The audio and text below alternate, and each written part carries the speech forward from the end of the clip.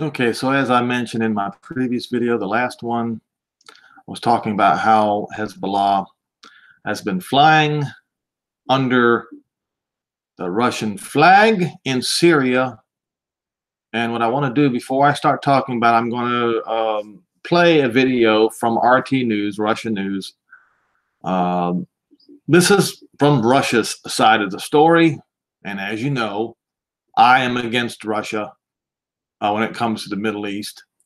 So I want to go ahead and play it, and then we'll go straight to Hezbollah and them flying under the Russian flag in Syria. All right, so we'll get started here. Whoops, start in the beginning. I'm Rick Sanchez. Yesterday on this very newscast, we were the very first to tell you that Israeli military jets have been doing flyovers into Lebanon airspace. That's serious, because it very well may be in violation of several UN resolutions.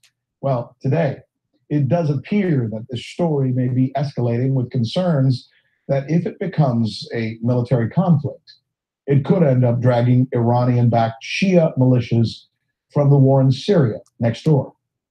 Here is what former Pentagon official Michael Maloof told us yesterday, for those of you who didn't see this. While I was there, they were overflying Beirut and all of Lebanon, probably doing reconnaissance in total violation of UN resolutions. And yet Israel claims that building these tunnels is a violation of the same resolution. The resolution that ended the 34-day 2006 fight. Here is what is now being reported. Hold on. Israel claims, they say Israel claims that Lebanon and Hezbollah is in violation of the 1701 resolution. This is Russian propaganda at its finest, folks. Because Lebanon, Hezbollah is indeed in violation of Resolution 1701 by digging tunnels underneath the Israeli border.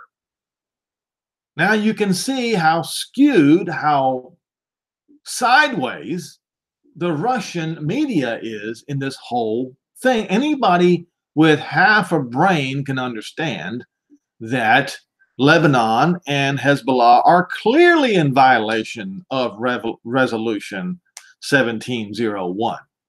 So I'll continue to play this. Just today by the Jerusalem Post, quote, Israel is now asking the United Nations Security Council to reconvene at its behest, at Israel's behest. What Israel apparently wants is permission to go after Hezbollah's tunnels. We understand that. Let me go to the wall, though, and try and put together for you this whole scenario so that you can better understand. Well, first of all, stop it right here for a second. First of all, Israel is not asking the UN for permission to go after those tunnels. Israel is already, as you know by now, going after those tunnels with or without the UN's permission, and also with the blessing of the United States, by the way. The area that we are talking about, and this is it right here. So this is the area of contention, which includes the borders of Israel and Lebanon, and as you see behind me, Syria as well, and obviously that's important. The fear, of course, being that somehow the fighting in Syria could potentially jump the border, especially now that Israel is being so aggressive regarding Hezbollah. Here is what Israel's ambassador to the United Nations, his name is Danny Gannon, this is what he said today. Israel, he says, will expose Hezbollah's terror operations and its blindfolding of the Lebanese government. He goes on to say, we must use every measure against Hezbollah to silence it and destroy its military. Now, let me show you the tunnels that are in question here. Let's go in a little tighter. You see those circles that we've prepared there for you? Now, this is interesting.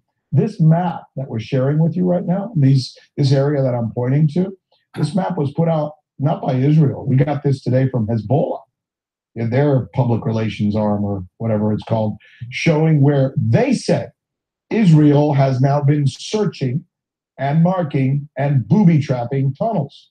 Israel is using heavy drills and bulldozers But many fear this is a prelude to another war with Lebanon, or really part two, for those of you who know or are familiar with the Lebanon War of 2006. Hezbollah boasts today that it won that war and is said to be prepared for another go.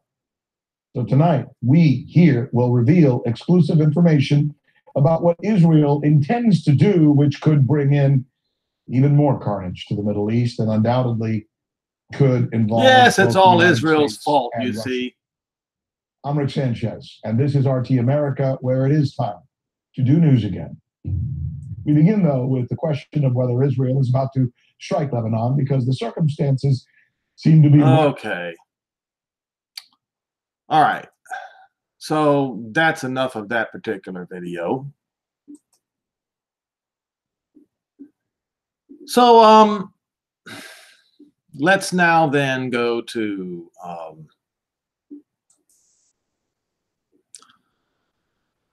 how Hezbollah evades Israeli attacks. Go back to screen share. YNetNews.com. Hezbollah evades Israeli bombs in Syria by flying Russian flag. Now, guess when this story was posted? That's right, today at 8:31 Israel time by Alex Fishman. With Moscow smarting over losing plane during IAF attack in Syria, Russian newspaper says Kremlin made a deal with Tehran that gives Iranian allies. Yes, folks, you talk about a fulfillment of Ezekiel 38. This is it right here. Russian newspaper says Kremlin made a deal with Tehran that gives Iranian allies full protection. Iranian allies? Who are Iranian allies in this particular situation? And full protection from who? Moscow is allowing fighters from Hezbollah and other. What do you mean, other? Yes, there are others, folks. They are listed in Ezekiel 38. And other pro-Iranian Shiite groups operating in Syria to carry Russian flags in order to protect them from Israeli airstrikes, Russia's Kommersant newspapers reported Wednesday. The report follows a Russian snub earlier this week to Israel's military officials as Moscow appears reluctant to ease its anger over the loss of one of its planes during an IAF bombing raid in Syria in September. The plane was brought down by Syrian missiles targeting the Israelis, but Moscow insists that Jerusalem did not provide sufficient warning of its strike to allow its aircraft to reach safety. Russian flags were recently seen near the military airport at the Syrian city of Hama. Yes, Hama, one of the cities in Zechariah 9. When the destruction of Syria commences, it will also happen to cities in Lebanon, says Zechariah 9. Where Iranian installations were attacked by the IAF in the past. The flags were also flying in the cities of Homs and Idlib. What? You guessed it, Idlib, where the land of Hadrach is located. Once again, Zechariah 9 and verse 1. As well as the Syrian desert. According to the report, Israel complained to Russia that its flags were spotted atop compounds and military convoys belonging to Iran and its allies in Syria. The complaint came ahead of a senior Israeli official's delegation visit to Moscow on Tuesday. Well, that wasn't that long ago, was it? We talked about that. According to Syrian opposition leader Colonel Pitak Hassan, the Iranians promised to coordinate with the Russian military Syrian headquarters in Latakia in exchange for protection for the Shiite militias allied to Iran operating in the war-torn country. The IDF spokesman's unit declined to comment on the Russian report. The IDF's delegation visit to Moscow on Tuesday was the first time the military officials from Israel and Russia met since Israel Air Force Commander Norkin visited Moscow in September. Norkin went to Moscow to present the findings of an Israeli inquiry into how Syrian anti-aircraft shot down a Russian plane during an IDF airstrike. The Russian Defense Ministry rejected the Israeli findings and insisted that Israel bears responsibility for the plane's downings, and all attempts by Israel's government to reconcile with the Russians were rebuffed. Over the past 2 weeks, the Prime Minister's office in Jerusalem made frantic efforts to get their Russian counterparts to agree to host the Israeli delegation led by the head of the IDF Operations Director, Major General Aaron Haliva. Following the meeting in Moscow, the Russians issued a brief statement emphasizing that nothing concrete has been agreed upon except that the two sides would continue to hold discussions on security coordination in Syria. Although Russian President Vladimir Putin yielded to Prime Minister Benjamin Netanyahu's pressure to receive the Israeli delegation, the Russians did not intend to actually resolve the crisis over the plane. Of course not. As evidenced by the fact that Haliva didn't get to meet with his Russian counterpart. Instead, Haliva was marched with his counterpart's deputy, Major General Vasily Trushin, who is about to finish his term and is not actually involved in the Syrian crisis. You see, this was merely a slap in the face to Israel. Trushin is the only one in regular contact with Israel, said a senior military Israeli official. Furthermore, the Russians set the date for the meeting, knowing full well that their chief of military operations, chief of staff, defense minister, and large part of Russia's military brass would not even be in the country during Havila's visit. And the Russians are adamant in their refusal to reach an understanding with Israel on the issue. So you see what we have here, folks. We have Hezbollah and all its Shiite allies, which are of Afghanistan, Pakistan, and all the other stands, flying under the flag of Russia. Here we go. Well, who is the first on the list, folks? Yes, Persia, which is Iran. This says Kush. Now, folks say it's Ethiopia, but Afghanistan and Pakistan is called originally Hindu Kush, or originally in Greek. Hindu Kush, well, Ethiopia is actually a Greek word too. But the Hindu Kush mountains, that's where Pakistan and Afghanistan is. So they have a lot of, like thousands of soldiers helping Iran from Hindu Kush in Syria right now. Now this says Libya here in the King James Version, but it is Put. Now, who knows how much of Put is in also that particular contingent. All of them with shield and helmet. Gomer. Now, like I said before, Gomer at one time was in Turkey, Asia Minor. Now, it is believed, at least, Ashkenaz, the son of Gomer, is much of Europe today. Okay? So whether this is talking about Europe or not, or whether it's talking about the Turks or not, is hard to tell. But anyway, in the house of Togarmah, that clearly is Armenia. And it says of the North Quarters.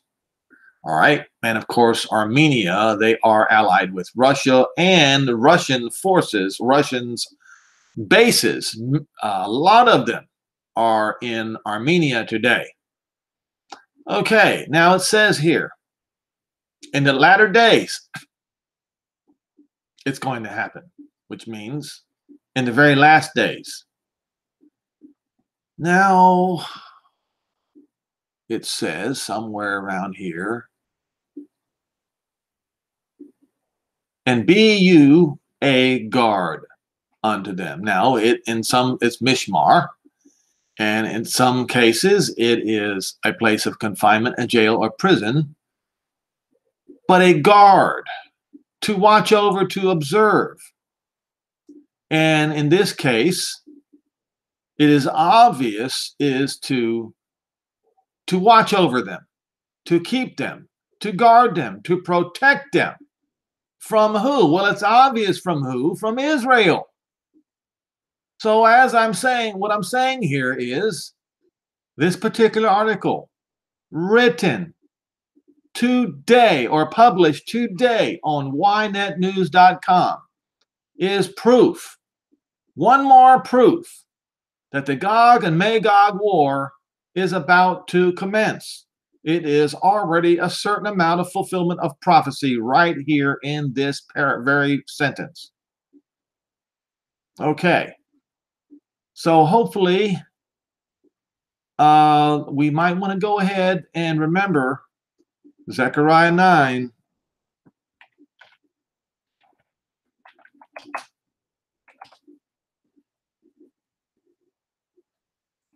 Come on, what just happened here? All right. Verse 1, the burden of the word of not the Lord Jehovah in the land of Hadrach, which is Edlib right now, and Damascus. The burden of the word of Jehovah is going to rest on them. That is a time of terrible trouble for Edlib, Damascus, Hama, Tyre, and Zidon. So this is Hama, which is in Syria, but also Tyre and Zidon, which is in Lebanon. So clearly, destruction is going to happen to Damascus, Hama, Edlib, Tyre, and Zidon.